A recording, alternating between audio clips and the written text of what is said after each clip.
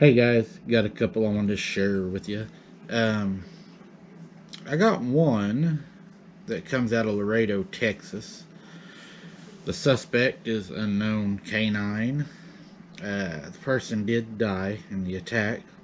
The moon phase was the first quarter.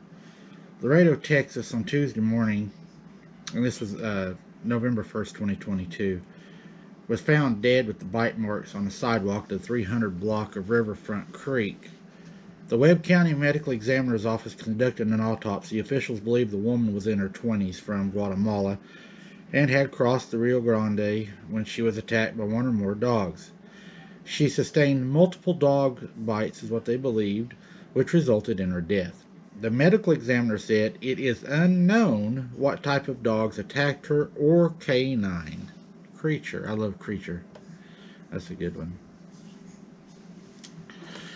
The investigation has revealed that there was evidence of animal attack on the victim, police said in a statement.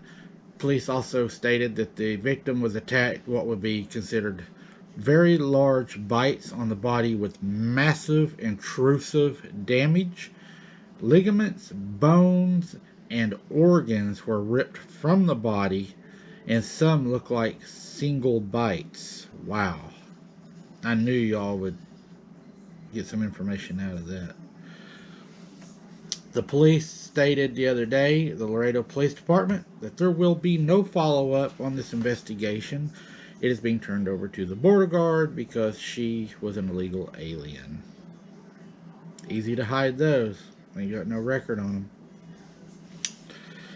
February 12th, 2019. Location, South Carolina. Suspect was a cat-looking creature. We ain't covered one of these, I don't think, guys. Injury. South Carolina man claimed he was dragged into the ditch by a large black cat-like creature. On Tuesday, according to the police, Georgetown County Sheriff's Office said in a statement that deputies responded to a wildlife attack on Moore Drive in Hemingway. The victim, who was unnamed by the sheriff's office, told police he was walking on Dennis Drive toward Willard Loop when he saw what he thought was a cub run across the road. I think it was probably a juvenile, either Dogman or Bigfoot's what he seen running across the road, and the reason for that is what I'm fixing to tell you here, and I think you all will probably see what I'm talking about.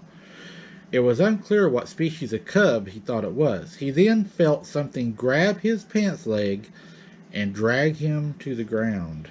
It then dragged him into the ditch and had an opposable thumb, is what the Game and Wildlife reported, and according to the police statement. The animal tore off his shirt sleeve. It then walked away. It just walked away. It made what the man described as a crying noise.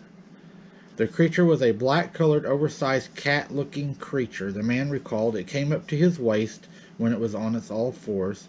Its tail dragged the ground while it walked off bipedal, according to the DNR. That kind of reminds me of the crying noises I've heard down in the woods. So this story really caught my attention. The crying noise, the opposable thumb, I would say probably a juvenile ran out in front of him. Made me think about Halloween night when we saw the little things running around. I wonder if this wasn't just, it didn't want to kill him that night, because I believe if it wanted to kill him, it would have killed him. But I think it sent a message to him to get on down the road, like, get away from my kids. And the reason it may not have killed him, it was more worried about trying to get its kids to a safe location. It may worry about its kids as much as we worry about ours. I'm sure they know we carry weapons and we're able to do a lot of damage to it. I just thought it was very interesting because in a lot of these I researched, I don't hear people talk about crying noise a lot. And since this one did, it really stuck out to me and made it believable to me because I've actually heard this happen before. Man, something reaching out of the ditch, grabbing you like that. See, I'm going to tell you another story. My mom, whenever I was younger and we were living down in the country, which was about half a mile from my granny's house where all this had happened, we were walking, and my mom had my sister Sarah in a stroller. She was young at the time. And while we were walking, something was following us in the ditch, okay? It followed us for a long ways. Heavy breathing. We were scared. It was crawling. My mom carried an old 32 revolver on her ankle in the old Velcro ankle holsters. And I remember she pulled it out and she was walking. We got down by the pond and we kept hearing it. I'm sorry about that, guys. Uh, I got another person helping me work on a case right now. It's probably Cassie. But we got down there, and the next day, me and my cousin went over to the pond to go fishing, where we'd heard this noise that scared us and everything. And we found it was like a possum kind of upper body, but way bigger. It had like possum little hands. It had a thumb and all. It had no head. It was cut off slick. And then as you went down, it went from the possum hands to having like goat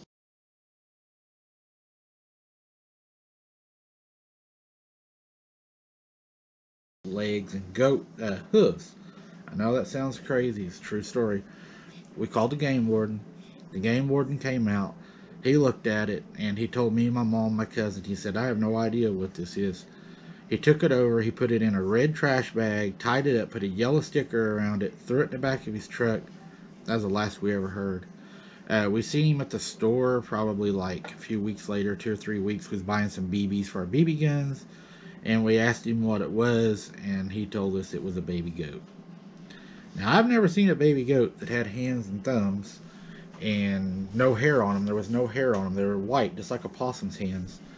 But he said it was a baby goat. That's what we found, and that was not far from my granny's house. And it was, if it was standing up, it's probably 2, 3 foot tall, as tall as it would have been. Maybe it was a juvenile. I'm not sure. But that story just kind of brought that out in me, and I just wanted to talk to y'all about it and share that story with you. It'll probably be in my book that I'm working on, but it just, some things I just feel like sharing because it matches and it brings that memory out, and I just wanted to share it with you. Hey, I appreciate y'all watching. I look forward to sharing. I'm doing a #2 series on the Girl Scout murders. I have found some things that is going to interest you all, I believe, a lot. It's going to take a while to put this one out. There's a lot of investigation going on. It's me, and I have another person looking over it that may be helping me. I'm not sure if she's going to or not. But there's a lot there. There's a lot more than what I thought. I found some things. I went a little bit different ways than what the FBI and some of the other agencies that were there, the direction they went. I took it another way. But the way I took it, I think that I have found grounds that make it sufficient as far as the cryptid side. I know that law enforcement teaches a lot against going the cryptid way, and that's why a lot of them don't, because it's by the book investigations, and I'm going the other way. But I'm still using the same techniques, same investigative skills that I learned, and I think y'all are going to be amazed. I think a lot of this fits, and I think that I think they got it right to a point, but I think they also got it wrong. I think those people in that community, we're going to leave it right there, guys, till you see it. I may even take a trip down there to this place and see if I can find something that's supposed to still be there today. That's what they say. So, a little teaser, guys. But until next time, I appreciate y'all watching. I look forward to doing another video with you guys. There'll be one out as soon as I get it done. But again, y'all are the best out there. Keep your head on a swivel. Until next time, God bless.